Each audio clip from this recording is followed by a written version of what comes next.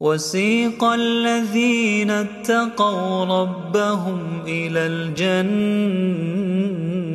زمرا حتى إذا جاءوها وفتحت أبوابها وقال لهم خزنتها سلام عليكم طبتم فادخلوها خالدين وقالوا الحمد لله الذي صدقنا وعده وأورثنا الأرض نتبوأ من الجنة